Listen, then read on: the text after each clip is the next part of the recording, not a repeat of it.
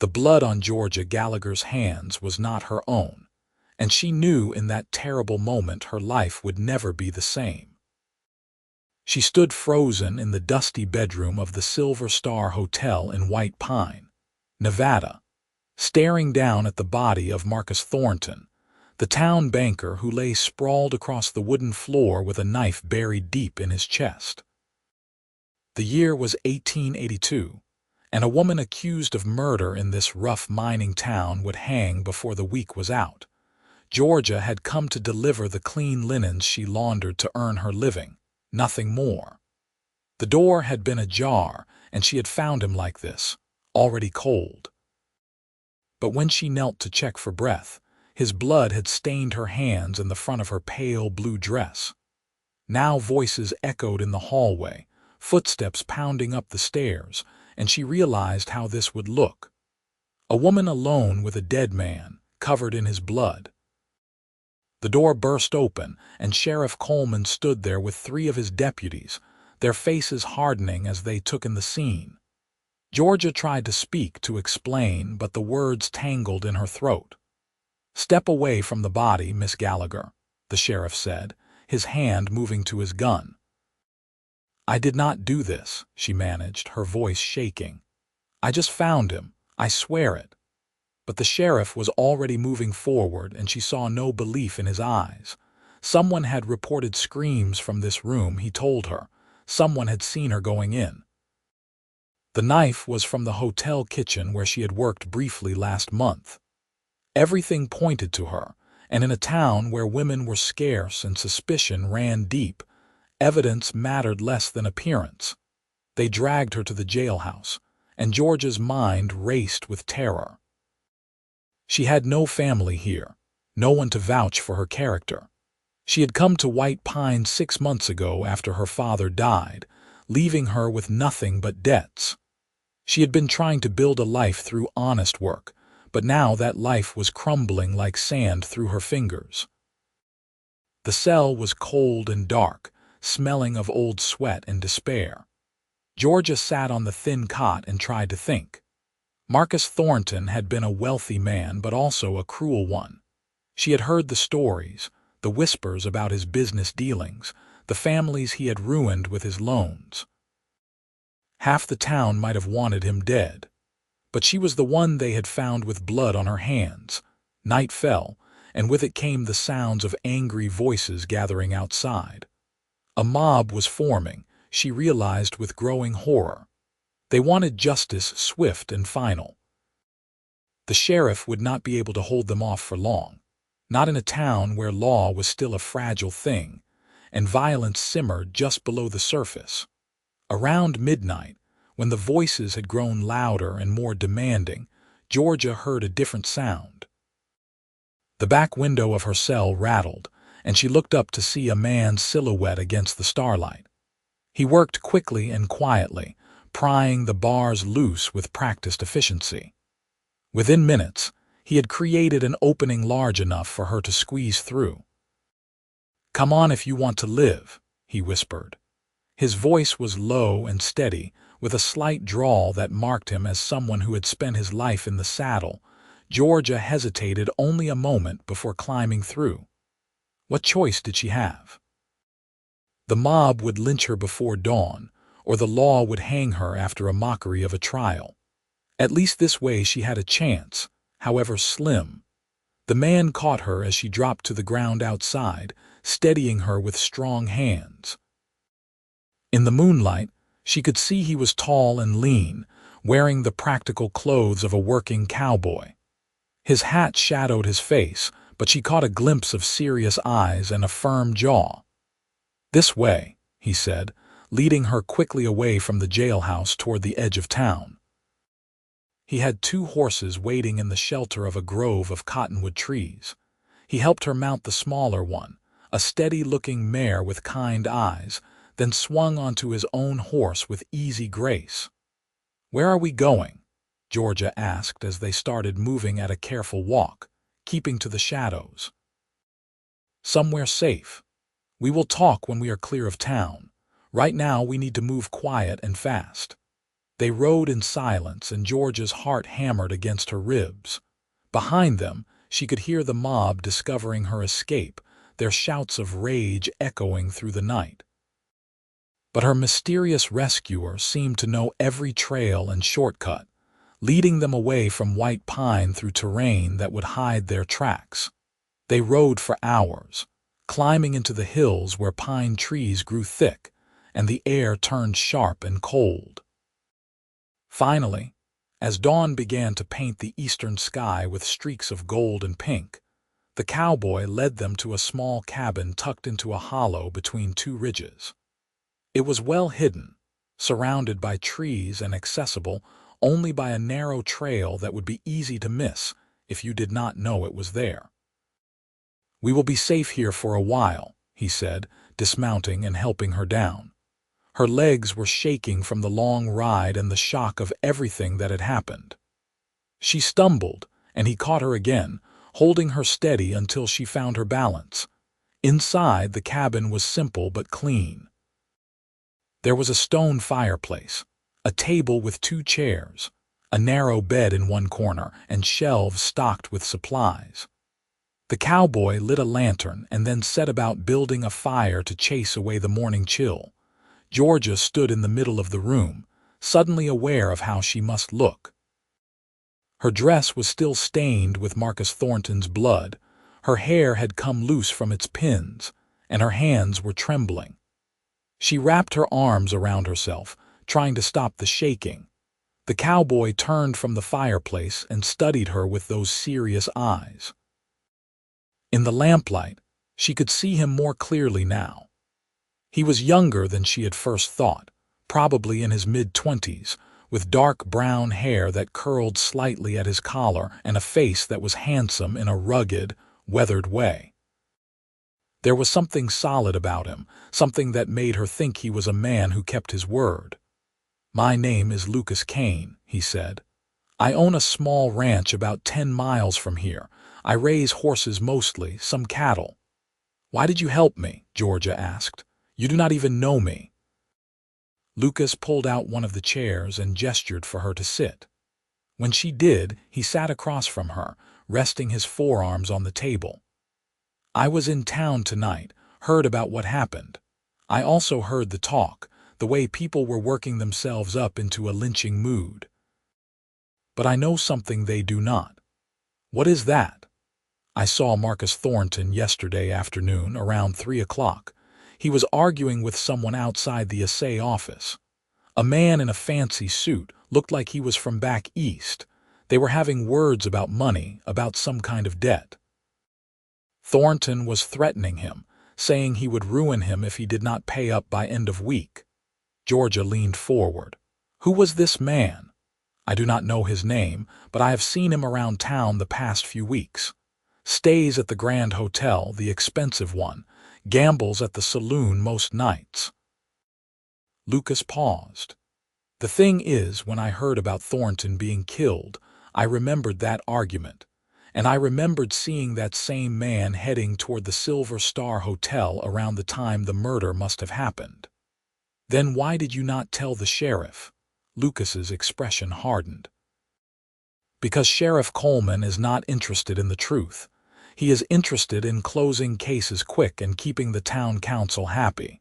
You were convenient. A woman alone, no family, no connections.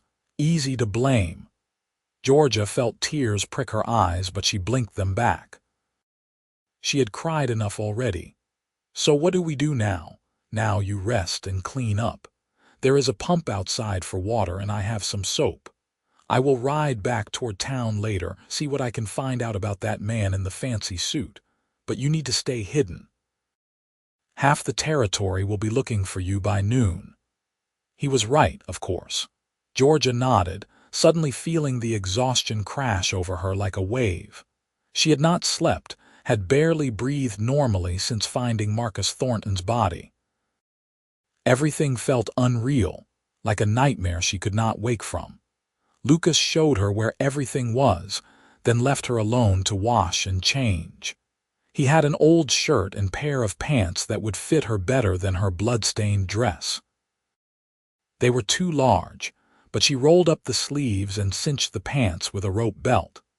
It felt strange to wear men's clothing, but also practical and freeing in a way her corset and skirts never had been.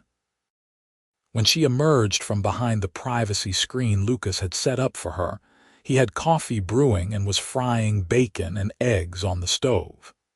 The smell made her stomach growl, reminding her she had not eaten since yesterday morning. They ate in comfortable silence, and Georgia found herself studying him. Lucas moved with quiet confidence, economical in his gestures. He was not a man who wasted energy on unnecessary things. But there was kindness in his eyes when he looked at her, and she sensed he was someone who had known hardship himself. "Tell me about yourself," he said finally, pouring her more coffee. "How did you end up in White Pine?" So Georgia told him. About growing up in California, about her father who had been a minister in a small farming community, about his death from pneumonia last winter, and how she had discovered he had borrowed money to help families in need, leaving her with nothing but debts. About coming to Nevada to find work, hoping to start fresh in a place where no one knew her story. "I have been washing clothes, doing mending, whatever I could find," she said. "It was not much, but it was honest work. I was saving money, hoping maybe to open a boarding house someday. And now—" She gestured helplessly at herself, at the situation. "Now you are going to let me help you prove your innocence," Lucas said firmly. "I believe you, Georgia. I can see it in your eyes. You are not a killer." Something warm unfurled in her chest at his words, at the way he said her name. "Thank you," she whispered. "I do not understand why you are doing this for a stranger, but thank you." Lucas looked away, his jaw tightening. "Let us just say I know what it is like to be accused of something you did not do, to have people judge you without knowing the whole story." She wanted to ask him what he meant, but something in his expression told her now was not the time. Instead, she helped him clean up the breakfast dishes, and then he prepared to ride out. "Stay inside, keep the door barred," he instructed. "There is a rifle by the door if you need it, and enough food for several days. I will be back before dark." After he left, Georgia found herself alone with her thoughts for the first time since this nightmare began. She tried to piece together what had happened, to remember every detail about finding Marcus Thornton's body. The door had been ajar, she was certain of that. She had knocked and called out, and when there was no answer, she had pushed it open. Thornton had been on the floor, already dead. The room had been in disarray, like there had been a struggle. And the knife had been sticking out of his chest, ornate and distinctive. She closed her eyes, picturing it. The handle had been carved bone with silver inlay. She had seen it before, she realized suddenly. It belonged to the hotel, kept in the manager's office. Anyone could have taken it. Anyone who knew where to look. The day passed slowly. Georgia explored the cabin, finding it surprisingly well appointed for a remote hideout. There were books on the shelves, mostly about horses and ranching, but also some poetry and a worn copy of Shakespeare's plays. She wondered if they belonged to Lucas or had been left by some previous occupant. As afternoon faded toward evening, she found herself watching the trail anxiously, worried about Lucas. What if someone had seen him helping her? What if he had been arrested?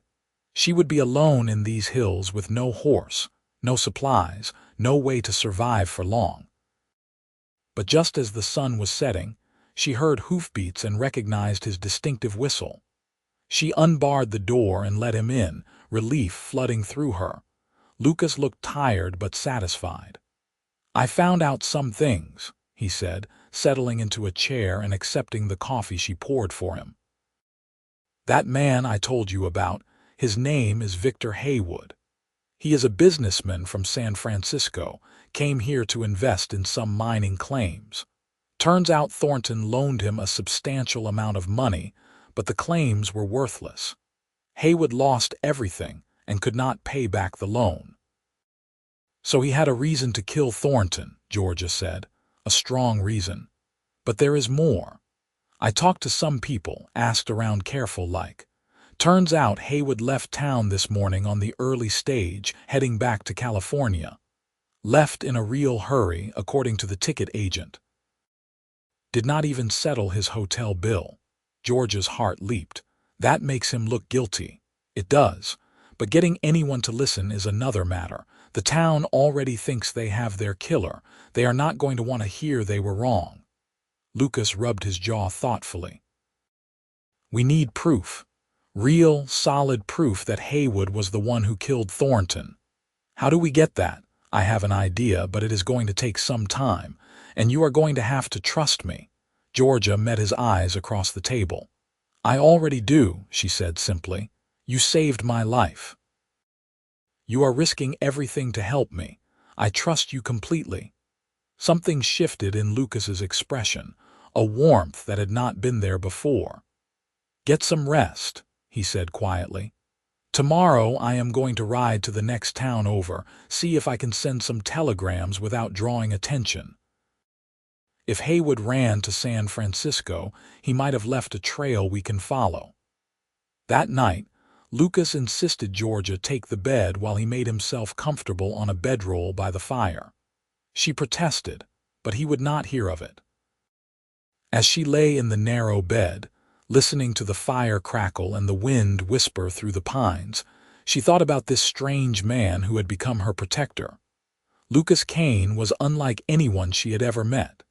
He was quiet but not cold, strong but not harsh. There was a gentleness in the way he treated her, a respect that went beyond mere politeness.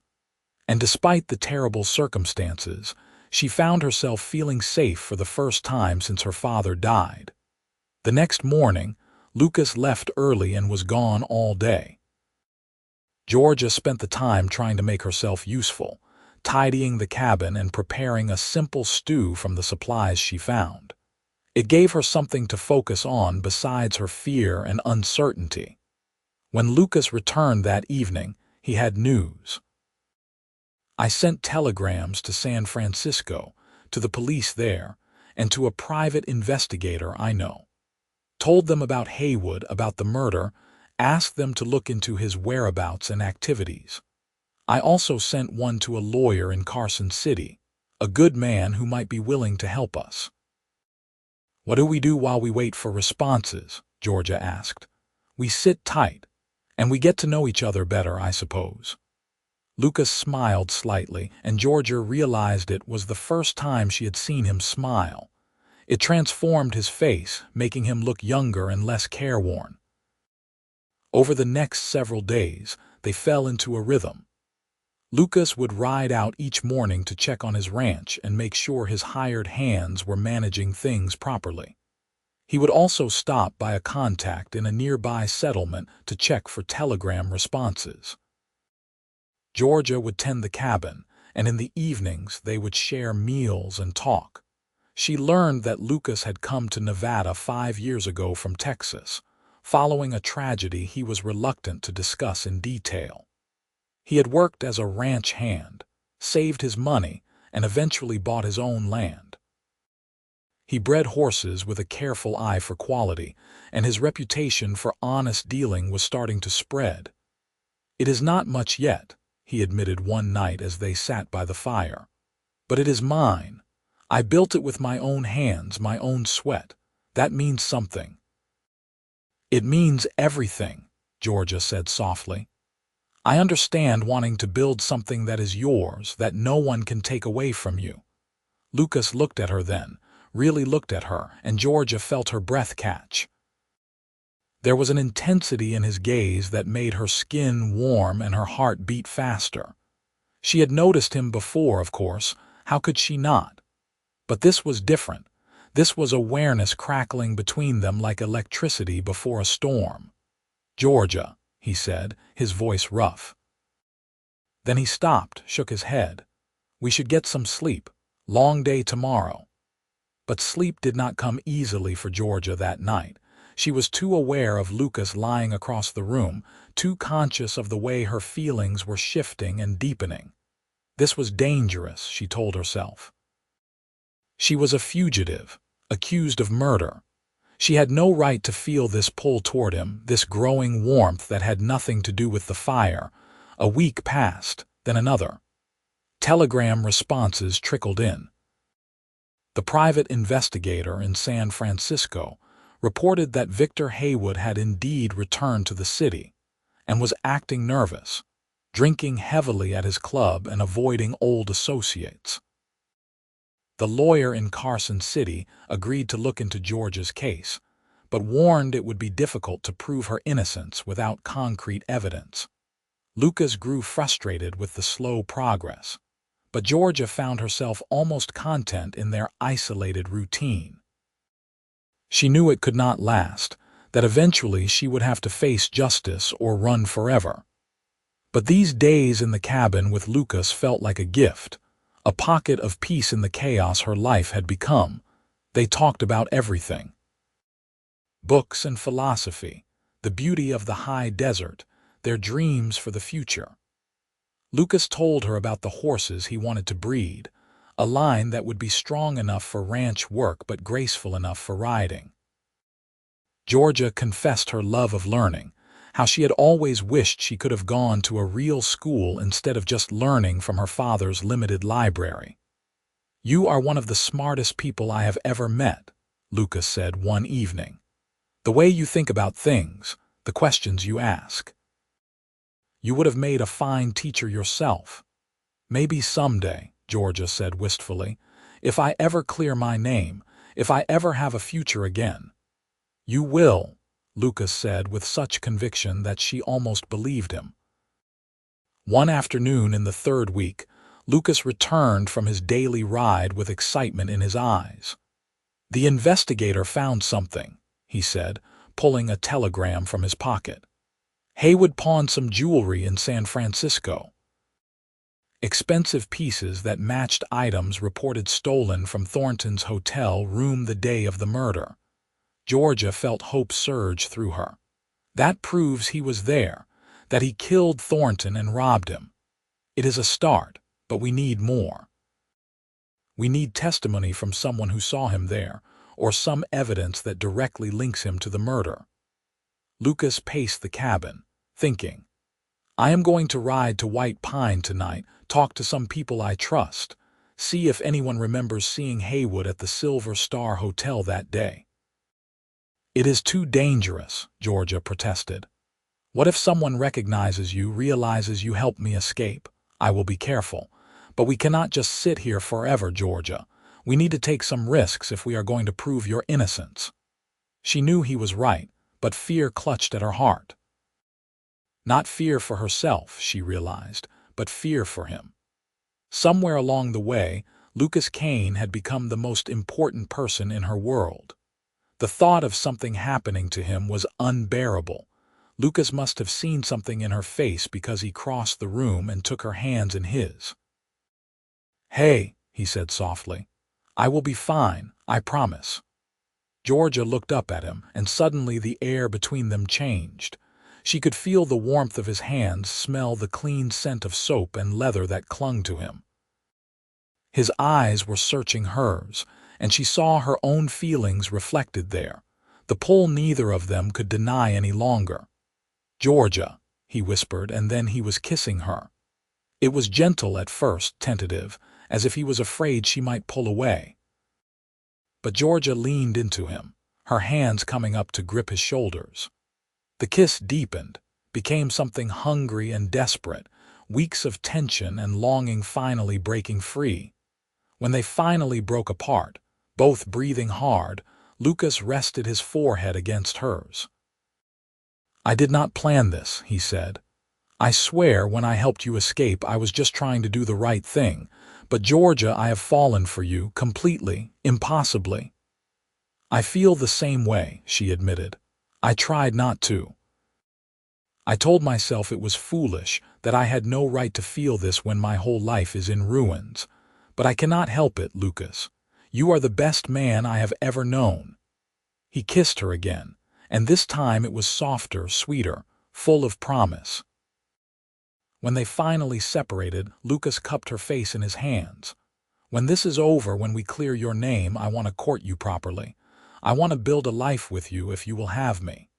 Tears spilled down Georgia's cheeks, but they were happy tears. "Yes," she said. "Yes, I want that too." That night, Lucas still slept by the fire and Georgia in the bed, but everything felt different.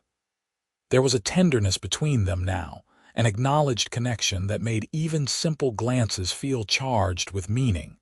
True to his word, Lucas rode to White Pine under cover of darkness. Georgia spent the night pacing and worrying, unable to rest until she heard his horse returning just before dawn. He looked exhausted but triumphant. "I found someone," he said. "The hotel maid, a woman named Clara. She was too scared to come forward before, but I convinced her to talk to me." She saw Haywood going into Thornton's room that afternoon, heard them arguing. She also saw him leave in a hurry, looking disheveled, about an hour before you found the body. "Will she testify?" "She is afraid, but I think I can convince her, especially if we can promise her protection." Lucas pulled off his hat and ran a hand through his hair. "There is something else. I talked to the hotel manager, casual-like, asked about that fancy knife. Turns out it went missing from his office 2 days before the murder. He filed a report with the sheriff, but Coleman never followed up on it." "Because he already had his killer," Georgia said bitterly. "Exactly. But here is the thing. The manager remembers seeing Haywood near his office that same day, claimed he was looking for someone. He could have stolen the knife then, planned the whole thing." Georgia felt pieces clicking into place. So Haywood was in debt to Thornton, knew he could not pay. He stole the knife, went to Thornton's room to argue one more time. When Thornton refused to forgive the debt, he killed him and stole whatever valuables he could find. Then he ran back to San Francisco. That is what I think happened. Now we just need to prove it in a way that will satisfy a judge." Lucas sat down heavily. "I sent another telegram to the lawyer in Carson City, told him what we found. He is going to petition for a new hearing, argue that crucial evidence was overlooked. How long will that take? Could be weeks, could be months. The law moves slow out here." Lucas looked at her seriously. "I know this is not the answer you wanted to hear. I know you want this nightmare to be over." Georgia crossed to him and took his hand. "I can wait, as long as it takes, because I know you will not give up on me." "Never," Lucas said fiercely. "I will fight for you until my last breath, Georgia Gallagher." The weeks that followed were a strange mix of anxiety and contentment. They lived in the cabin like homesteaders, working together to tend the place and pass the time. Lucas taught Georgia to shoot, to ride better, to track game in the woods. She taught him to cook more than just basic trail food, to appreciate poetry, to see the world through a different lens. And they fell deeper in love with each passing day. It was impossible not to. Living in such close quarters, sharing meals and chores and quiet evenings by the fire, they learned each other's rhythms and habits. Georgia discovered that Lucas hummed when he was concentrating, that he had a dry sense of humor that emerged when he felt comfortable. Lucas learned that Georgia talked to herself when she was thinking, that she had a beautiful singing voice she was shy about sharing. They talked about the future they wanted to build together. Lucas described his ranch, the valley where it sat with mountains rising on 3 sides and a creek running through good grazing land. Georgia shared her dream of a home full of books and music, of raising children who would grow up free and educated. How many children? Lucas asked one evening, his arm around her as they sat watching the sunset paint the sky in shades of orange and purple. "At least 3, Georgia said. "Maybe 4. I always hated being an only child. I want a house full of laughter and noise." "I like that vision," Lucas said, kissing the top of her head. Though I hope they get your brains and not my stubbornness. I hope they get your kindness and strength, Georgia countered, and your courage. They were building a dream together, fragile and perfect, even as the threat of the noose still hung over Georgia's head. Finally, after 2 months of waiting, word came. The lawyer had succeeded in getting a new hearing scheduled. A territorial judge was coming to White Pine, and he had agreed to review the case. But Georgia would have to turn herself in and stand trial. I will be right there with you, Lucas promised. Every step of the way, and I have been gathering support. People who will testify on your behalf, character witnesses who can speak to Haywood's gambling debts and Thornton's ruthlessness.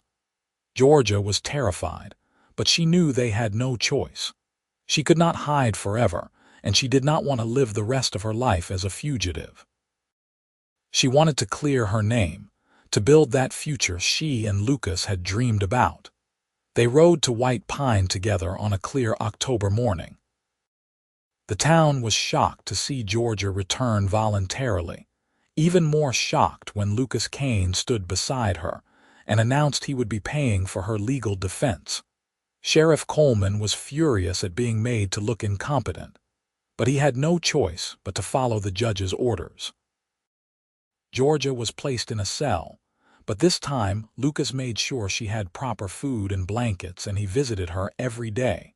The trial began 3 days later. The courtroom was packed with curious onlookers, some sympathetic to Georgia, others still convinced of her guilt. The prosecutor laid out the original case, the blood on her hands, her presence at the scene. But then Lucas's lawyer, a sharp-eyed man named Henderson, began to present their evidence. Clara, the hotel maid, testified tearfully about seeing Victor Haywood enter and leave Thornton's room. The hotel manager confirmed the knife had been stolen days before the murder, and that Haywood had been near his office. The private investigator from San Francisco testified about Haywood pawning stolen jewelry. Most damning of all was a telegram from the San Francisco police. They had arrested Haywood on embezzlement charges, and under pressure, he had confessed to killing Marcus Thornton. He had written out a full statement, describing how he had stolen the knife, gone to Thornton's room to beg for more time, and stabbed him in a rage when Thornton laughed at him. The courtroom erupted in noise when that telegram was read. The judge had to bang his gavel repeatedly to restore order. When things quieted, he looked at Georgia with something like sympathy. "Miss Gallagher, it appears a grave injustice was nearly done to you. Based on this evidence, I am dismissing all charges. You are free to go." Georgia felt her knees buckle with relief. Lucas was there immediately, catching her, holding her up. Around them, people were talking, some apologizing, others still grumbling, but Georgia did not care about any of that. She was free. She was innocent in the eyes of the law. She could finally start living again. Outside the courthouse, Lucas pulled her into his arms and kissed her right there on the main street of White Pine, not caring who saw. Georgia kissed him back, pouring all her relief and joy and love into it.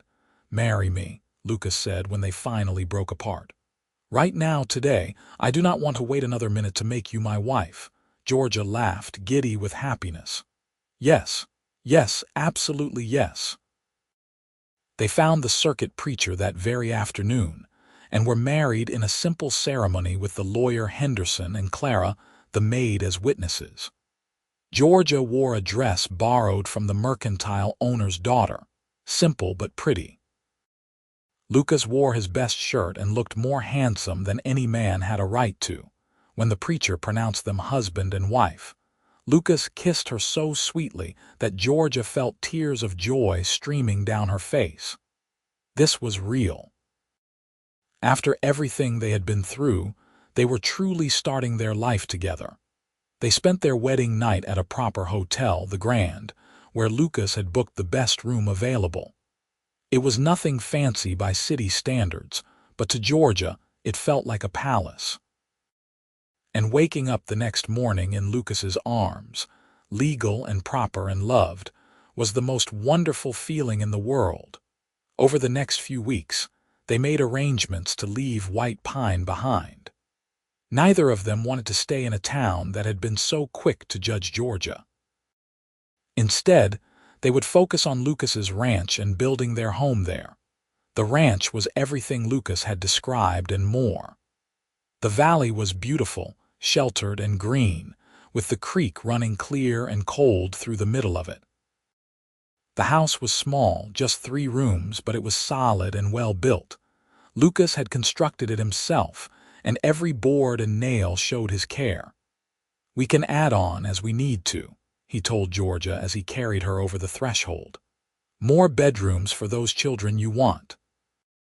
Maybe a bigger kitchen, a proper parlor." Georgia looked around at the simple furniture, the clean swept floors, the windows that looked out on the most beautiful view she had ever seen. "It is perfect," she said honestly. "Absolutely perfect." They spent the winter settling in, making the house a home. Georgia sewed curtains and quilts, filled the shelves with the books Lucas bought her from the catalogs. Lucas worked with his horses, training and breeding, building his reputation. They hired a young man named Jesse to help with the heavy work, and he proved to be hardworking and trustworthy. In the evenings, they would sit by the fire and read together, or Lucas would play the harmonica while Georgia sang. Sometimes they just talked, sharing their thoughts and dreams, making plans for the future. Spring came, and with it the news that Victor Haywood had been sentenced to 20 years in prison for Marcus Thornton's murder. Justice had been served, finally and fully.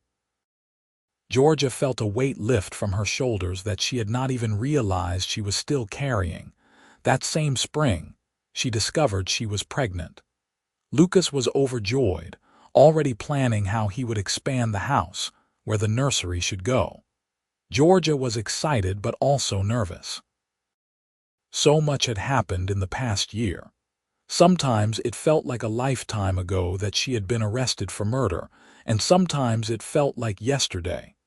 "Are you happy?" Lucas asked her one evening as they sat on the porch watching the sunset. His hand rested on her still flat belly, protective and tender. "Happier than I ever imagined I could be," Georgia said honestly. "A year ago I thought my life was over. Now I have everything I ever wanted. A home, a husband I love more than words can say, a baby on the way. How did I get so lucky?"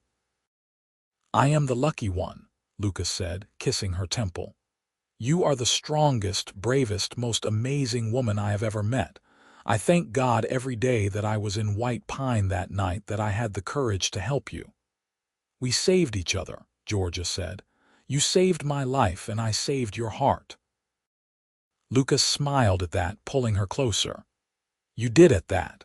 I was just going through the motions before you came along. Working, surviving, but not really living. You taught me what it means to have something worth fighting for." Their daughter was born in early December, a cold, clear day when the world was blanketed in fresh snow.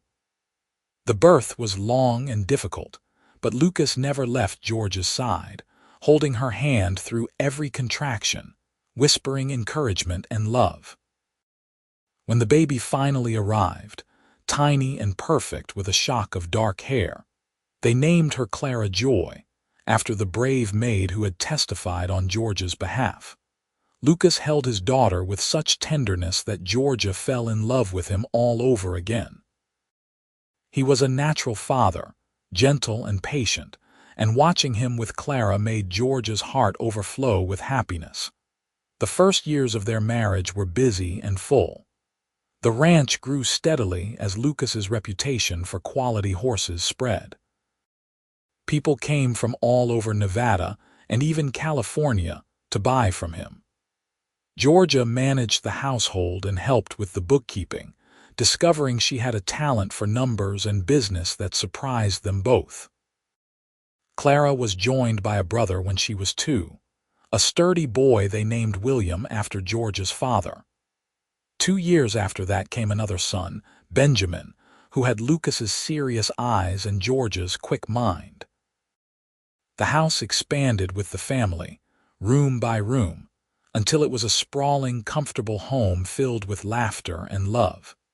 Georgia got her library, a whole room dedicated to books where she taught the children to read and write. Lucas built a barn that was the envy of the county, with room for all his breeding stock and training areas. They hosted barn dances and holiday parties, becoming pillars of their small community. People who heard Georgia's story were always amazed that she could forgive, could move on from such an injustice.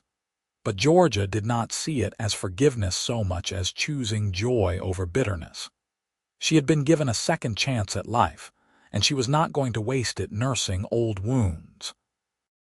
Lucas's past, the tragedy that had brought him west, gradually emerged in bits and pieces over the years. He had been engaged back in Texas to a girl he had known since childhood. But she had been killed in a stagecoach robbery, and Lucas had been accused of being involved because he had gambling debts. It was not true. The real robbers were eventually caught, but the suspicion and gossip had destroyed him. He had left Texas to start over, to escape the whispers and sideways glances. "That is why you believed me so quickly," Georgia realized when he finally told her the whole story. "Why you understood what it was like to be accused of something you did not do." "I knew that desperation," Lucas admitted.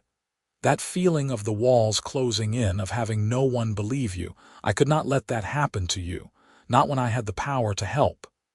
"You did more than help," Georgia said, taking his hand. "You gave me a future. You gave me everything." As the years passed, the children grew.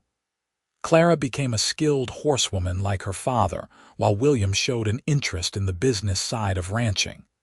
Benjamin was the scholar, always with his nose in a book, dreaming of someday becoming a doctor or lawyer. Georgia and Lucas added one more child to their family when Benjamin was 5. Another daughter they named Hope.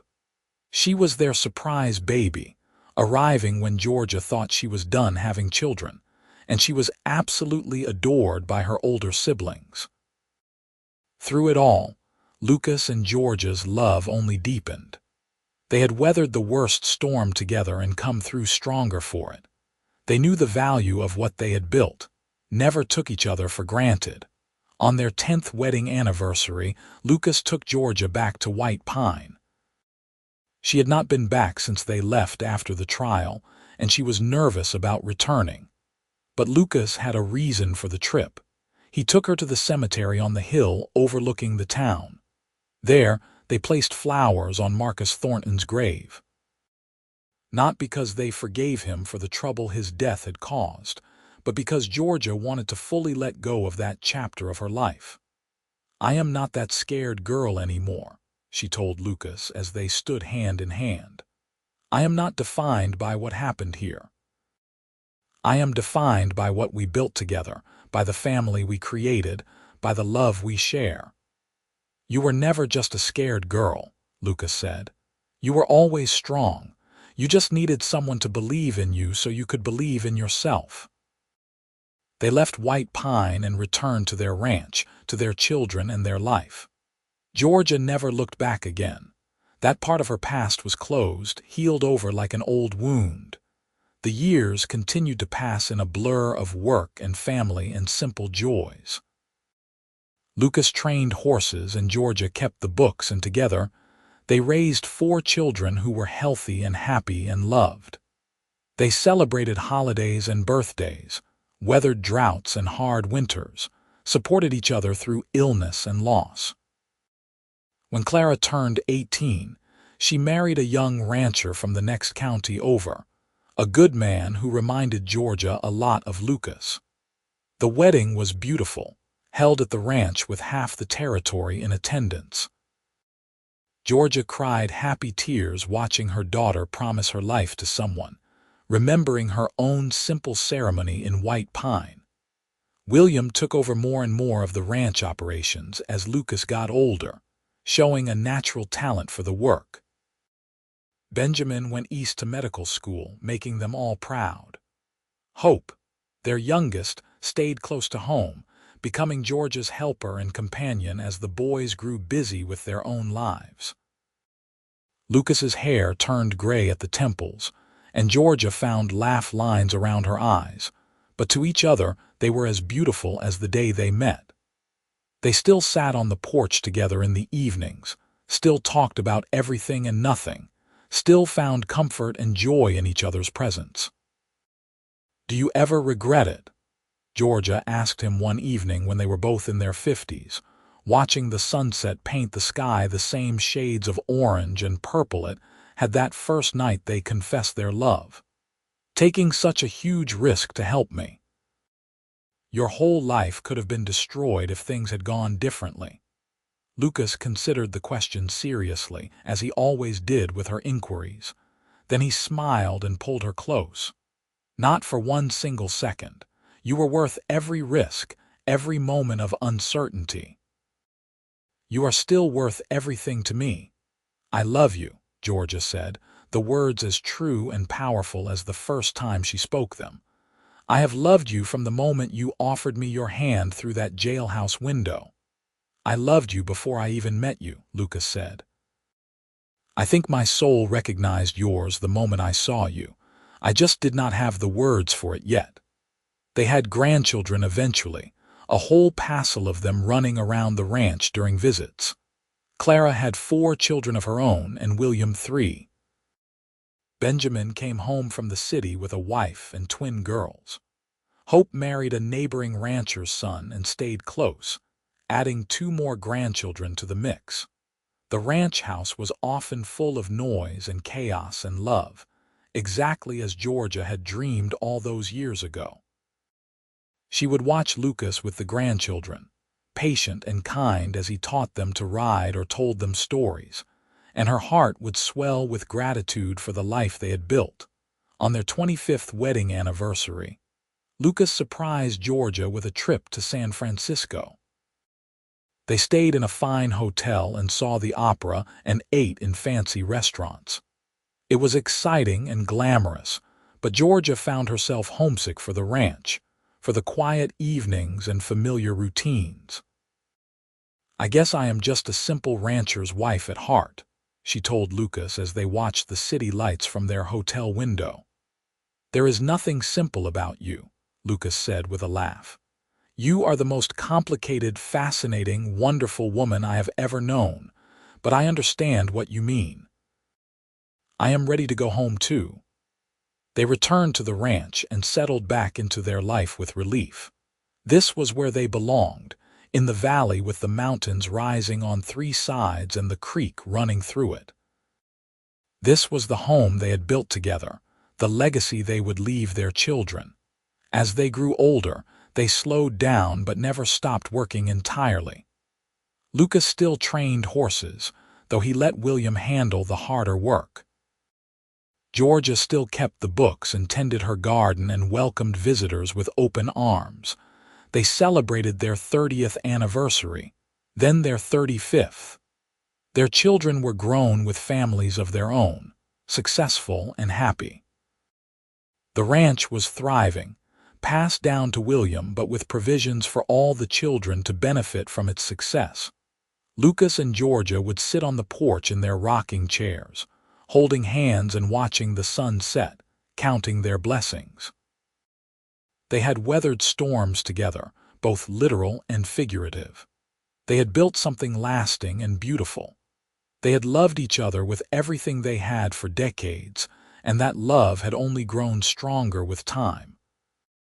"If I had known that night I broke you out of jail where it would lead," Lucas said one evening, "I would have done it even faster." Georgia laughed, the sound bright and joyful. "If I had known that finding a dead body would lead me to you, I might have been less terrified in that moment." "Everything happens for a reason," Lucas said. "Even the hard things, even the scary things. They led us to each other, and that was worth it all." On their 40th wedding anniversary, the whole family gathered at the ranch for a celebration. Children and grandchildren came from all over, filling the house with laughter and love. There was a big dinner and dancing and toasts to the couple who had built this legacy. Georgia looked around at the faces of her family, at the children and grandchildren who carried both her and Lucas forward into the future, and felt complete. This was what she had fought for all those years ago. Not just her own life, but life, this family, this love. Lucas stood and raised a glass, his hand steady despite his age. "To my wife," he said, his voice carrying across the room. "The bravest, strongest, most incredible woman I have ever known. She survived being accused of a crime she did not commit, trusted a stranger to save her, and built this beautiful life with me. Georgia, you are my heart, my home, my everything. Here is to 40 more years." 40 more years, everyone echoed, and Georgia felt tears streaming down her face. That night, after everyone had gone to bed, Lucas and Georgia sat on the porch one more time. The stars were brilliant overhead, the same stars that had guided them through that first desperate escape 40 years ago. "We did it," Georgia said softly. "We built the life we dreamed about." "We did more than that," Lucas said. "We proved that love can overcome anything: fear, injustice, doubt.